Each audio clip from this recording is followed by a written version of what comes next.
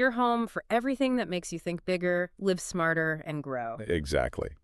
It is Sunday, February 22, 2026.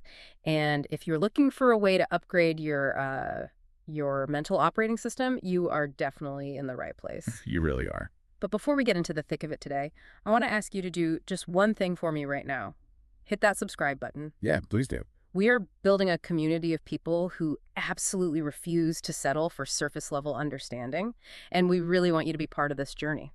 It is great to be back. And today we're doing something a little different for this deep dive. A lot different, actually. Right. Usually we're looking at case studies from the outside, right? Yeah. Like analyzing a tech giant's collapse or Yeah. some new breakthrough in bioengineering. Yeah, But today, the case study is, well, it's us. that is right. As we record this, we are currently on day 4 of Ramadan. We are 2 non-Muslims with absolutely zero background in this tradition, attempting to fast for the full month. And just to clarify for everyone listening, because I know people have different definitions of this, when we say fasting, we don't mean the trendy skip breakfast and have a black coffee routine. Right, the typical Silicon Valley biohack. Exactly. We are talking about the traditional observation. From dawn until sunset, there is zero intake. None. No food. And this is the part that really changes the game. No water. No water, not a single drop. We are going to get into the gritty details of what that actually feels like, and spoiler alert, it involves a headache that literally feels like a construction crew is working inside your skull. Oh, man. The headache. It's brutal. But the mission of this deep dive isn't just to, complain about being thirsty. Far from it. We're here to explore why nearly 2 billion people do this every single year. Yeah. We have pulled together a massive stack of research for this. 46 distinct sources, to be exact. It's a mountain of data. It really is, Okay. including some groundbreaking systematic reviews from 2025 and right now in 2026 that shed completely new light on what this does to the human brain. The data we found is honestly startling. I mean, I'm just going to tease the headline right now because it is the anchor for this whole discussion. Okay. There is a 2025 systematic review in Discover Psychology that found a proven correlation between this specific type of fasting and massive, and I mean massive reductions in mental health issues. The numbers are wide. We are talking about a 66% reduction in anxiety, an 85% reduction in stress, and a 72% reduction in depression. When I first saw those numbers, I assumed there was a flaw in the methodology. Right, because it sounds fake. Totally. Mm. 85% reduction in stress. When you are sleep deprived and severely dehydrated, Makes no sense. it sounds biologically impossible. But as we dug into the mechanisms, the neuroplasticity, the hormonal resets, and the psychology of community, it actually started to make perfect sense. And we don't do shallow here at Growth House. We are going to unpack the science, the cultural explosion of Ramadan in the West, and the philosophical shift that happens when you just stop consuming. Yeah. But first, let's go back to the start. Why are we even doing this? What started with a pattern I just kept seeing in our research feeds. There was this Time magazine article discussing the growing number of non-Muslims participating in Ramadan. Yeah, I remember you sending me that. Right. And it wasn't about conversion at all. It was about people looking for a circuit breaker in their lives. It seems like everyone is looking for a reset button these days, honestly. We're all just so overstimulated. Exactly. And the perspectives were just so varied. We found this incredible piece by Ruth Medjber in the Irish Times. Oh, that was a fascinating read. Right. She's an atheist photographer coming from a mixed Catholic and Muslim background. And for her, the fast wasn't about dogma. No. She described it as finding immense clarity of mind. She essentially stripped away the theology and found a highly effective psychological tool. And then on the completely other end of the spectrum, you have Alexander Masad. He wrote a piece for Christianity Today. The professor, right. Yeah, he's a professor at Wheaton College, very much a Christian, and he decided to fast alongside Muslims in Jordan. His takeaway was super interesting because he didn't find that it diluted his faith at all. Yeah, he actually found the opposite. Exactly. He found that it sharpened it. He talked about finding a deeper hunger for God's kingdom. That is such a powerful reframing. He's using physical hunger as a direct metaphor for spiritual hunger. Yeah. And then we have Vishwanath writing on medium from a Hindu perspective. Oh, I love that one. He connected the practice of Ramadan to the concept of Vasudhaiva Kutumbakam, which is a Sanskrit phrase meaning the world is one family. And that right there is the Growth House ethos in a nutshell. We don't just talk about these concepts abstractly. We want to test them. We wanted to see, can two people who are used to 3 meals a day and a constant, uninterrupted stream of caffeine actually function like this? Mhm. Or would we just completely crash and burn? Well, let's talk about day one, because I think we both severely underestimated the biological shock. Underestimated is a very polite way of putting it. I was so naive. You had a whole plan. I did. I had this arrogant idea that I could hack the system. I thought, okay, I'll wake up at 5:15 a.m. for suhoor, the pre-dawn meal. I'll eat a massive breakfast eggs, toast, yogurt. I'll drink a literal liter of water, and I'll be totally fine until sunset. The classic camel strategy, just store it all up. Let me tell you, it does not work. No, it doesn't. The morning was okay. I felt full, but then 11:00 a.m. hit. And usually that is exactly when I would grab a second coffee or maybe a quick snack. Right. And suddenly the realization hit me, I can't. And it wasn't even just physical hunger. It was the psychological wall of no. And that is where the dry fasting element really kicks in. Physiological thirst is very, very different from hunger. Most of us have literally never gone 14 hours without water in our entire adult lives. Never. I mean, by 2:00 p.m., I had a headache that I can only describe as a vice grip. Same. It started at the base of my neck and just wrapped entirely around my forehead.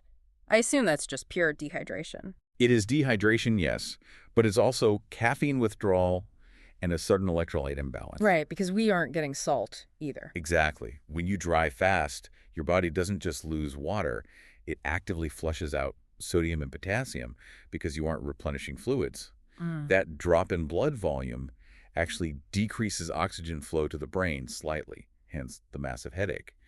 But there is another major factor here: sleep. Oh, God, the sleep disruption is so real. I felt like an absolute zombie on day one. We looked at a 2020 meta-analysis from the journal Sleep and Breathing to understand this. This is a huge study, right? Massive. They reviewed 24 distinct studies across 12 different countries.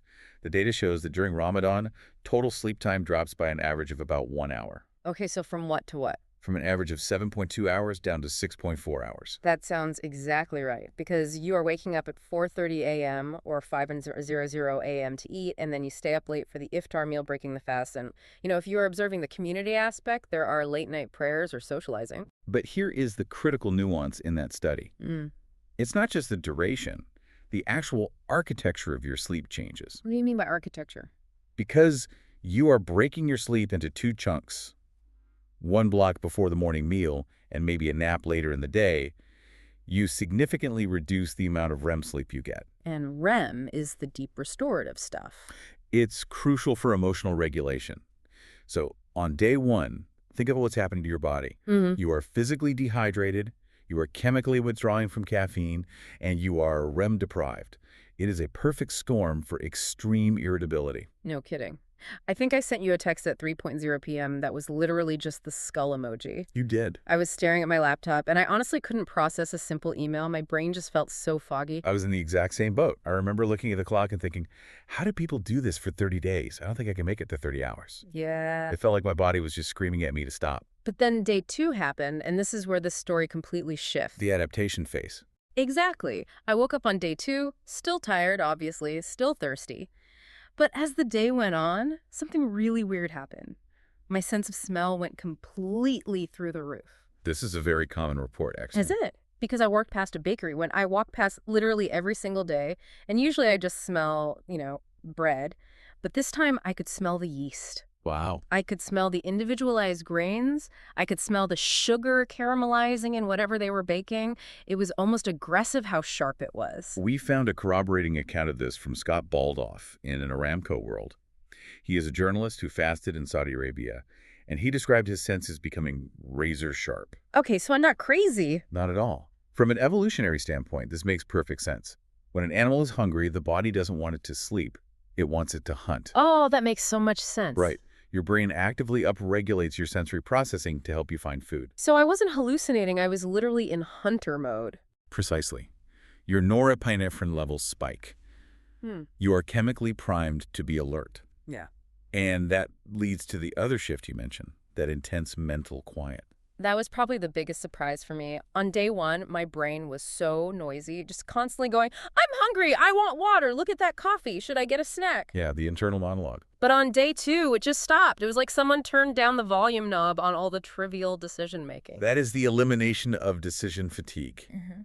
We really don't realize how much RAM our brains use up just negotiating with ourselves about food all day long. It's exhausting. It is. Should I have a cookie? No, I have an apple. Well, maybe I'll have the cookie in an hour. Yeah. When you are fasting, the answer is just no, period. There's no negotiation. Exactly. That entire processing thread in your brain shuts down, which frees up so much mental energy for other things. It honestly felt like I had closed 50 tabs in my internet browser. That brings us to day 3. Because for me, day 3 was physically the hardest. The cumulative fatigue really hit me, but socially, it was the most profound. Yeah. Right, because of the community iftar? Yes. We decided to attend an open iftar at a local community center. You have to describe the scene for the listeners because it was not at all what I expected. I kind of expected it to be somber, super religious, maybe a bit stiff. Oh, it was chaos. But in the most beautiful, vibrant way possible. There were these long folding tables set up everywhere, covered in plastic tablecloths. There were boxes of dates, huge pallets of water bottles, and fruit just piled up. And the room was completely packed. Wall to wall. And not just with Muslims, but with neighbors, random people walking in from the street, us. And the noise level was so high, everyone was chatting, kids were running around. But then, about 5 minutes before the sun went down, The silence. it was electric. Hundreds of people all staring at a single date in front of them, waiting for the exact same second. In a world where we are all on our own, highly individualized schedules, watching Netflix on demand, eating whenever we want, working out whenever we want, that level of synchronization is so rare. It really is. We were sitting next to an older gentleman. He must have been in his 70s. I loved him. He had this incredible twinkle in his eye. He was amazing. He told us he has been fasting since he was a teenager. And he said something to us that I wrote down immediately because it struck me so hard. He said, every year, the first bite still feels like a miracle. I want you listening right now to just think about that. When was the last time a glass of tepid room temperature water and a dried fruit felt like an actual miracle to you? Never. We live in an era of infinite abundance. We have totally lost the ability to appreciate the baseline of survival. Yeah. You really have to remove the abundance to appreciate the necessity. That moment, breaking the fast with that room full of people, it felt like a collective exhale. The tension of the whole day just vanished. And that brings us to today, day 4. I feel really good today. I woke up easier, the headache is completely gone, and my focus is laser sharp right now. Like, I feel dialed in. We actually found a reflection from a University of Washington student who wrote about this exact day 4 feeling. She said she realized she was stronger than I thought. That's exactly it. That is the day 4 realization. Yeah. You realize your body is not this fragile flower that will just wilt if you don't water it every 2 hours. It is an incredibly adaptive machine. It's basically resilience training. But, okay, let's get into the deep end of the pool here. We promised the listeners the hard science, and the numbers you teased earlier are practically demanding an explanation. Let's talk about that 2025 systematic review in Discover Psychology. This is really the core of our deep dive today. The study is titled The Impact of Ramadan Fasting on Mental Health, a systematic review. They aggregated data from multiple populations to see if this anecdotal clarity we're feeling actually holds up to rigorous statistical scrutiny. And just to remind you of the numbers again, 72% reduced depression, 66% reduced anxiety, 85% reduced stress. Correct. Now, the skeptic in me initially said, how is that even possible? But the review posits 3 very specific mechanisms. Okay, let's break them down. First is the biological mechanism. Fasting triggers a profound metabolic switch. After about 12 hours without food, your liver basically runs out of glycogen, which is stored sugar, and it starts burning fat for fuel. This is ketosis. We hear about ketones in the diet world all the time, right? The keto diet. Right, but in this specific fasting context, ketones do something else. They trigger the release of BDNF. That stands for brain-derived neurotrophic factor. Okay, what does that do? Think of BDNF as fertilizer for your neurons.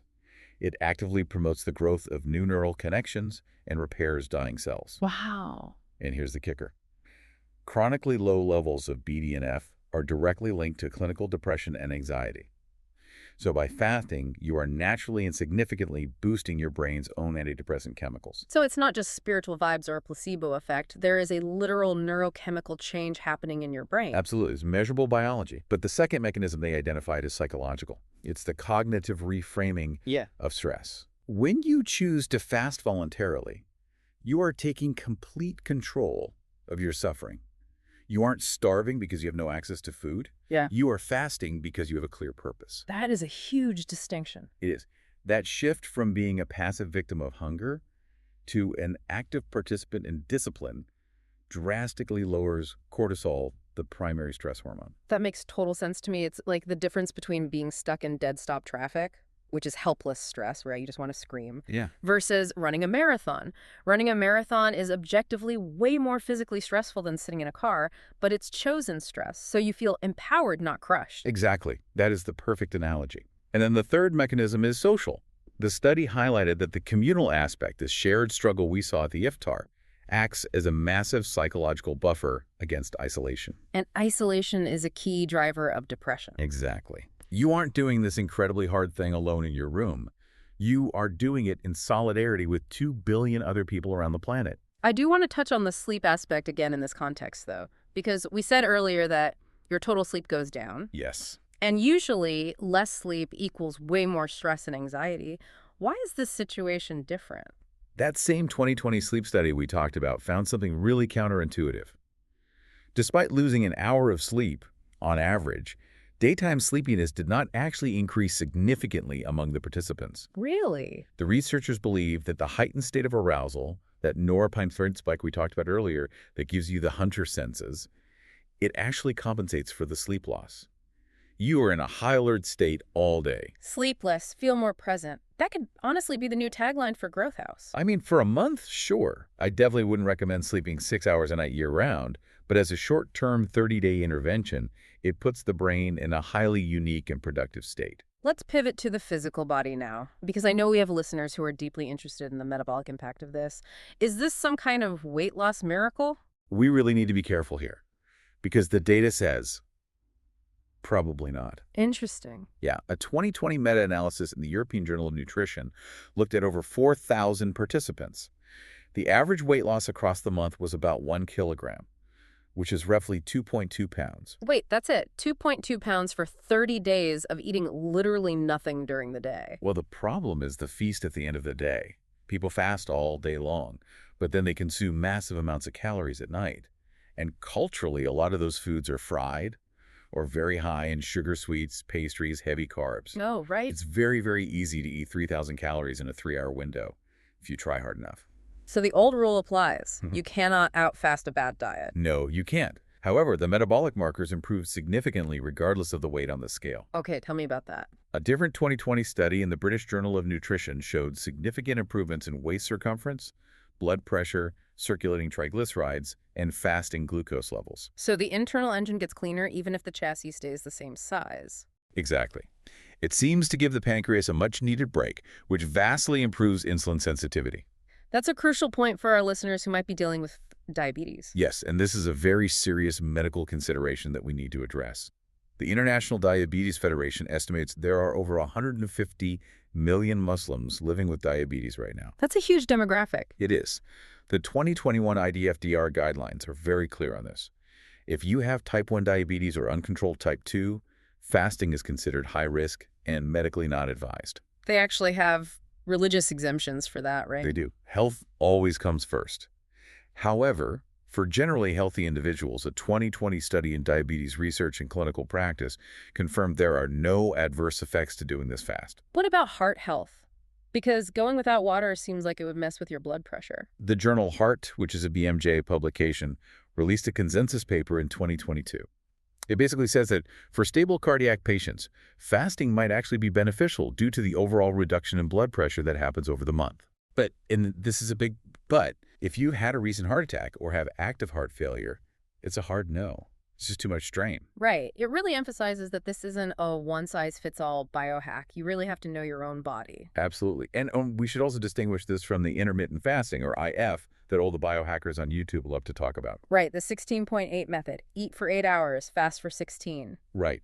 A 2021 meta-analysis in Frontiers in Nutrition specifically compared Ramadan fasting to standard intermittent fasting. Yeah. And the main biological difference is the water. Because standard IF lets you drink water, black coffee, tea? Exactly. Ramadan is a strict dry fast, and the data shows that dry fasting induces autophagy, which is the body's cellular cleanup process, where it clears out damaged cells. It induces it much faster than wet fasting. Oh, wow. But the trade-off is that it puts significantly more strain on the kidneys. It's a much more intense metabolic stimulus. So it's high risk, high reward. In a purely physiological sense, yes. Okay, I want to shift gears now. We've covered the biology and the brain chemistry, but Growth House is also about understanding the broader world we live in. And from a cultural and economic standpoint, Ramadan has become an absolute juggernaut in the West. It really has. It has moved from the margins of society to the main stage in a very short amount of time. Let's just look at the UK economy as an example. The numbers we pulled are staggering. They are. Economists estimate the Ramadan economy in the UK is worth somewhere between 800 million and 1.3 billion pounds. That is billion with a B, just in 1 month. Just in 1 month. Where is all that money going? Food is obviously a huge part of it. Right. Major supermarkets in the UK now have dedicated Ramadan aisles, just like they do for Christmas. Right. But it's also gifts, new clothing for Eid, which is the celebration at the end of the month, and charitable donations. Muslims are statistically some of the most generous charitable donors in the UK, and a huge chunk of that giving happens exclusively during this month. And we are seeing this exact same trend in the U.S. retail landscape, too. Oh, definitely. Walk into a Target or a Party City right now in 2026. You see Ramadan lanterns, crescent moon decor, advent calendars for kids counting down the days. I saw those. Yeah, Party City is stocking this merchandise in over 280 stores across the country. There was also a really great feature on PBS NewsHour about the Ramadan market in Michigan. It showed this booming ecosystem of Muslim-owned small businesses. I watched that. It was fascinating. You had artisanal coffee roasters, modest fashion designers, home decorators, all centering their entire annual business model around this 1 month. It is rapidly becoming a key retail moment. In fact, BrandWatch data from right now, 2026, shows that online mentions of Ramadan are up 76% year over year. 76%. That's a massive jump. It is. But my absolute favorite statistic from that report is the sentiment analysis. When they analyze the emotional tone of all those posts, the primary emotion associated with those mentions is joy, accounting for 57% of all posts. See, that completely flies in the face of the standard outsider narrative. I think a lot of non-Muslims look at Ramadan and think, oh, those poor people, they're suffering, they must be so miserable. Right. But the internal data, the way the community actually talks about it, says it's a festival. It's a joyful time. It is a celebration. And we have to mention this, that there is a tension there, too. The business of fashion ran a really critical piece recently on what they called Muslim washing. Like greenwashing for corporate environmentalism. Exactly like that. It's when luxury brands release a so-called Ramadan collection that is literally just their normal handbags, but they slapped a gold star and a crescent moon on the marketing email. Ugh. Yeah, consumers see right through that. The community is incredibly savvy. They know the difference between authentic engagement and a lazy cash grab. Speaking of authentic engagement, though, we have to talk about the open iftar phenomenon, because this blew me away. This is arguably one of the most positive cultural trends we found in all our research. The Ramadan Tent Project in the UK is the absolute leader here. Tell them what they do. They hold massive, free, public meals to break the fast at iconic landmarks. We were talking Windsor Castle, Shakespeare's Globe, Trafalgar Square, Lord's Cricket Ground. And the scale of this is just massive. They've had over 1 million attendees. Over 1 million. But the crucial statistic, the one that really matters, is this. For more than 50% of the non-Muslim guests at these events, that meal is their very first meaningful interaction with a Muslim person. That just blows my mind. We are in 2026. Half of these people have never sat down and broken bread with a Muslim in their entire lives. It just shows how deeply segregated our social bubbles can be. We live next to each other, but we don't know each other. These events actively puncture those bubbles. Because food is the universal language. Exactly. You really can't hate someone when you're sitting across from them, passing a plate of hummus and sharing a meal. And it's happening in the U.S., too, on a huge scale. The Shoulder to Shoulder campaign listed over 520 interfaith iftars happening across 38 states. They're hosting them in synagogues, churches, university campuses. It's become a legitimate tool for civic engagement. Interfaith America even published a comprehensive guide on how to use iftars to build community resilience. It's moving beyond the old concept of religious tolerance, which always sounded so passive to me, like, I tolerate you. Right. It's moving from tolerance to actual proactive friendship. And this cultural shift naturally spills over into the workplace. If you're a manager or a business owner listening to this right now, pay close attention. The legal landscape has fundamentally changed. Drastically changed. The Supreme Court ruling in Groff v. DeJoy back in 2023 completely changed the standard for workplace accommodations in the U.S. It did. Employers used to be able to deny religious accommodations if it caused what they called a de minimis cost, basically. If it was even a tiny, trivial inconvenience to the company, they could say no. And what's the standard now? Now they have to prove undue hardship. That is a substantially higher bar to clear in court. So they can't just say no because it's slightly annoying to schedule around. Exactly.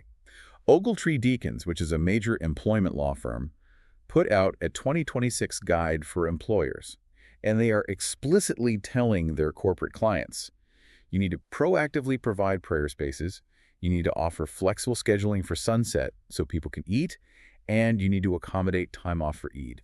So it's not just about being a nice boss anymore. It's literally about not getting sued. It's basic compliance now. But beyond the legal threat, it's about talent retention. If you support your employee during the 1 month of the year they care about the most, you earn a level of loyalty that a standard bonus check simply cannot buy. Absolutely. All right, let's go to the final layer of this deep dive. We've done the body, we've done the wallet and the economy. Now I want to do the soul, the actual philosophy of the fast. This is the growth part of Growth House. It really is. We came across this concept in the Irish Times article by Colette Colfer, and she called it fasting from negativity. This was a massive light bulb moment for me. Colfer realized that the physical fast, the lack of food and water, is actually just a training ground for the spiritual fast. It's not just about abstaining from calories. It's about actively abstaining from gossip, from anger, from ego, and from lies. The physical hunger is just the mechanism to keep you mindful of the behavioral rules. I had a very visceral experience of this yesterday. I was driving to the studio and someone cut me off, and I mean badly, like almost took off my bumper. Oh, yeah. And normally my reaction is instant. Lay on the horn, shouting in the car, huge blood pressure spike. The standard American road rage protocol. Exactly. That was an automatic reflex. But yesterday I caught myself. My throat was so dry, my stomach was completely empty, and I just thought, I'm fasting. Wow. And the anger just evaporated. It literally didn't have any fuel to burn. The hunger acts as a constant mindfulness bell. Every single time you feel that physical pang in your stomach, it interrupts your automatic thoughts and reminds you, be better, be patient. It's impulse control training on steroids. I had the exact same thing happen with office gossip. I was standing by the coffee machine, not drinking coffee, obviously, just standing near it. And a colleague started complaining about someone else on our team. Right, the usual office venting. Yeah. And I was right about to join in, just out of sheer social habit. And I literally couldn't. I felt physically stopped.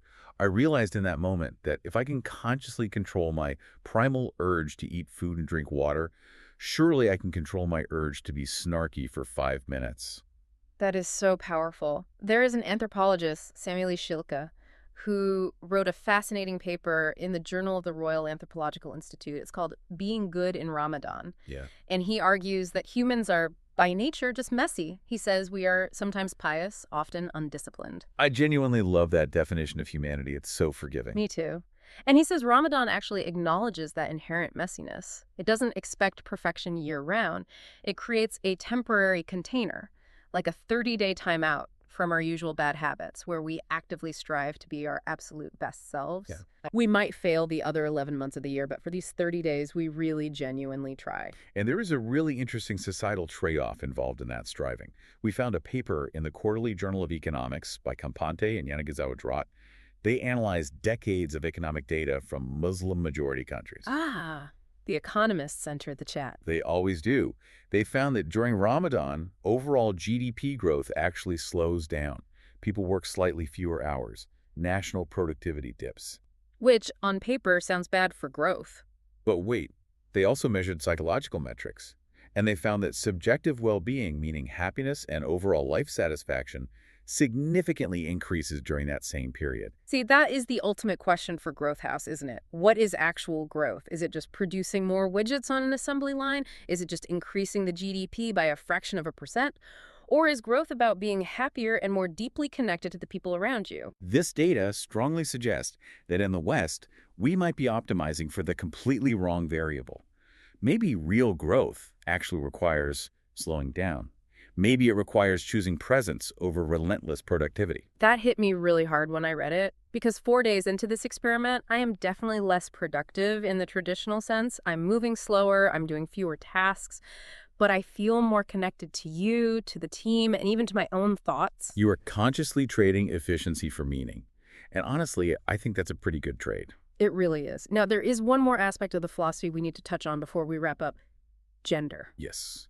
We read a really detailed ethnography called Fasting and Feasting in Morocco by Marjo Boutellard. Right. She points out that while the public face of the religion, the mosque, the public prayers, the formal leadership is often very male-dominated, Ramadan completely shifts the center of gravity to the home.